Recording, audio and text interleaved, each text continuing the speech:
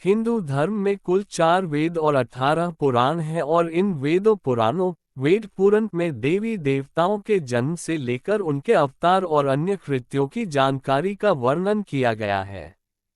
दुविधा की बात तो यह है कि कुछ समान बातों से परे सभी में कहानियों का अलग अलग तरीके से बखान किया गया है, जो इन जानकारियों की विश्वसनीयता को और भी अधिक पेचीदा बना देता है।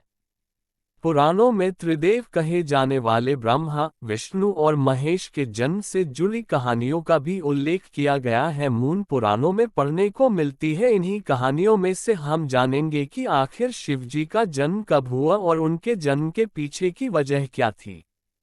भगवान शिव का जन्म कैसे हुआ? भगवान शिव का जन्म कैसे हुआ?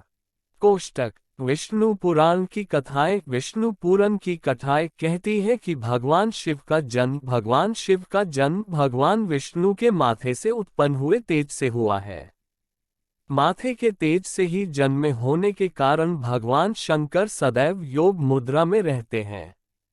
इतना ही नहीं, विष्णु पुराण में वर्णित भगवान शिव के जन्म की कहानी उनके बालपन का एकमात्र वर्णन है, क्योंकि और कहीं भी उनके जन्म से जुड़े साक्ष्य नहीं पाए जाते हैं। विष्णु पुराण में वर्णित भगवान शिव के जन्म की कहानी कुछ इस प्रकार है कि ब्रह्मा को एक बच्चे की जरूरत थी। अपनी इस इच्छा को पूरा करने के लिए उन्होंने कठोर तपस्या की। उनकी तपस्या के फल के तौर पर एक रोता हुआ बालक उनकी गोद में आ गया। जब ब्रह्मा जी ने इस रोते हुए बालक को देखा तो यह सवाल किया कि तुम रो क्यों रहे हो। इस पर वह बालक बोला कि उसका नाम ब्रह्मा नहीं है, इसलिए वह रो रहा है। उस नन्हे मासूम बालक की बात को सुन ब्रह्मा ने उसे नाम दिया रुद्र। इस नाम का अर्थ था रोने वाला। परंतु बालक रूप में बैठे भगवान शिव तब भी चुप न हुए। इस तरह बालक शिव को चुप कराने के लिए ब्रह्मा जी ने 8 नाम दिए थे। वे 8 नाम हैं रुद्र, भाव, उग्र, भीम, शर्व, पशुपति, महादेव और ईशान। यही वजह है कि भगवान शिव इन सभी नामों से भी जाने जाते हैं।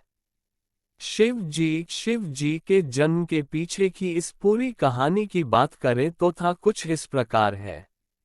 जब संपूर्ण ब्रह्मांड, धरती, आकाश और पाताल जलमग्न था, उस समय ब्रह्मा, विष्णु और महेश के अलावा कोई भी अस्तित्व में नहीं था। उस दौरान केवल भगवान विष्णु ही थे जो जल में शेषनाग पर विश्राम करते हुए नजर आ रहे थे। तभी ब्रह्मा जी भगवान शिव की नाभि से प्रकट हुए और फिर भगवान शिव की उत्पत्ति माथे के तेज से हुई। ब्रह्मा जी से शिव जी को देखा तो पहचानने से साफ इनकार कर दिया।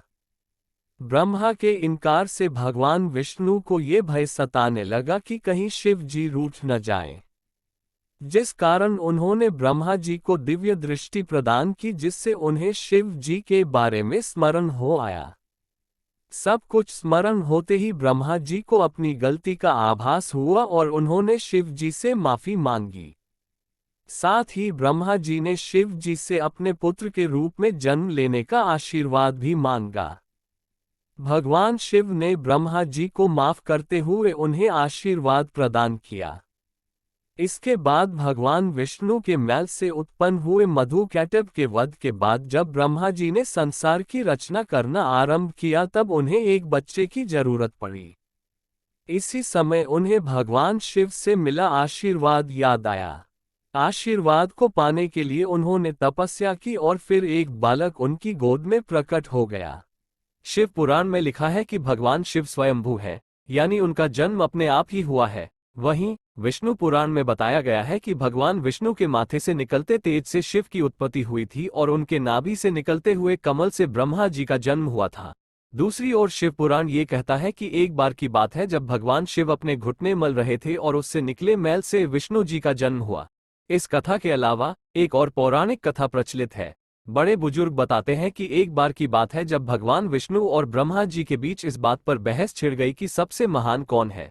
इस बात को लेकर जब दोनों बहस कर रहे थे तो एक खंबे के रूप में महादेव उनके बीच आ गए। वो दोनों इस रहस्य को समझ नहीं पाए और तभी अचानक एक आवाज आई जिसने कहा कि जो भी इस खंबे का छोर ढूंढ लेगा वही सबसे महान कहलाएगा। ये सुनते ही ब्रह्मा जी ने एक पक्षी का रूप लिया और खंबे का ऊपरी हिस्सा ढूंढने निकल गए। वहीं विष्णु जी ने वराह का रूप धारण किया और खंबे का अंत ढूंढने निकल गए।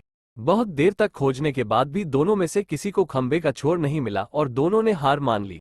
इसके बाद भगवान शिव अपने असली रूप में आ गए। फिर भगवान विष्णु और ब्रह्मा जी ने मान लिया कि वही सबसे महान और शक्तिशाली है।